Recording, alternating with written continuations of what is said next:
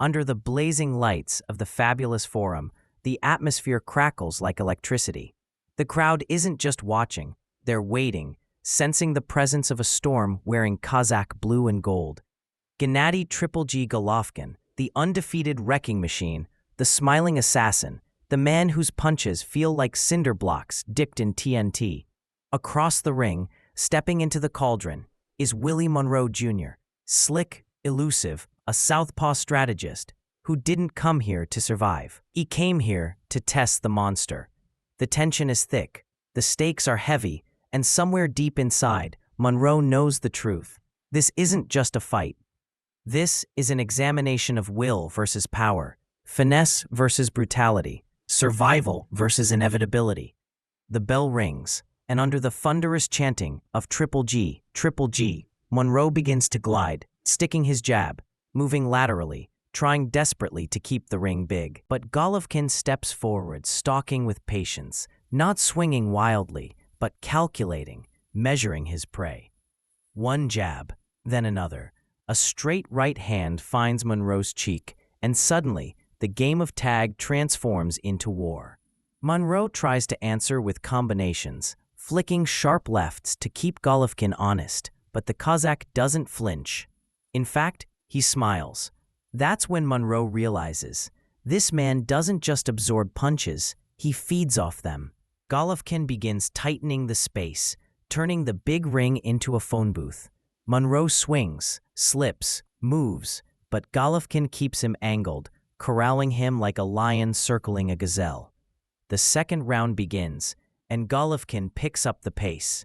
Thudding shots land to the body, and each one sounds like a door slamming shut. Monroe tries to jab and spin off the ropes, but Golovkin traps him, walks him down, and boom, a left hook detonates on his temple, sending Monroe crashing into the corner. He rises, but his legs shake, his eyes unsure. The referee checks him, but there is no time to think.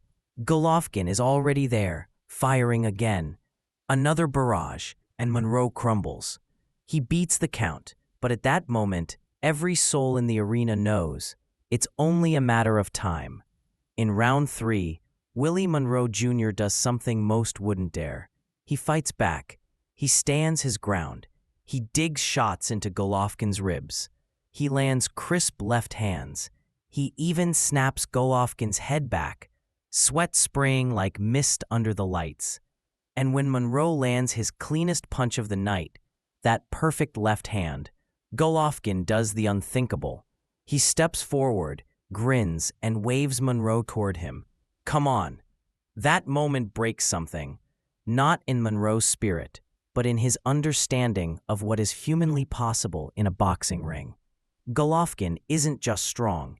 He isn't just relentless. He's unbreakable. The pressure mounts. Golovkin lands a right, a left hook, a body shot, and Monroe stumbles, barely staying upright. The bell saves him, but only barely. As he sits in his corner, his trainer wipes sweat off his brow. But it's not just sweat, it's doubt. Round 4 becomes something special. Monroe begins fighting with pride, not for victory, but for respect. He digs to the body, lands courageous combinations, fires his jab, hooks, and uppercuts with faster rhythm.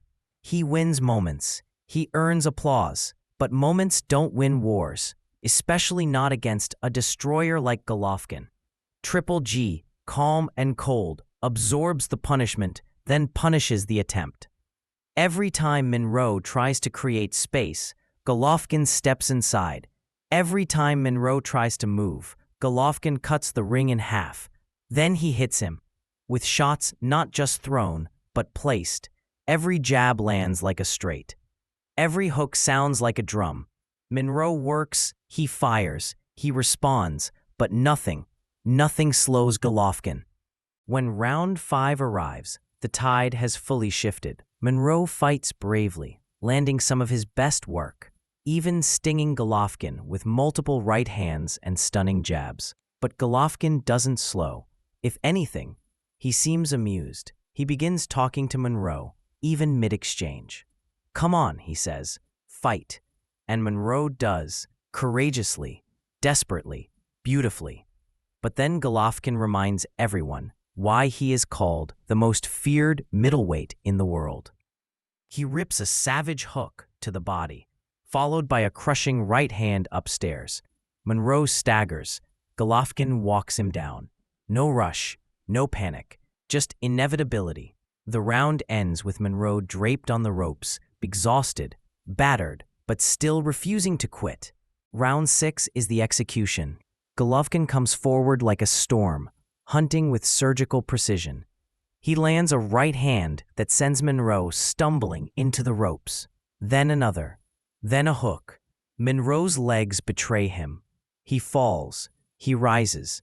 The crowd roars. But there is no comeback story here.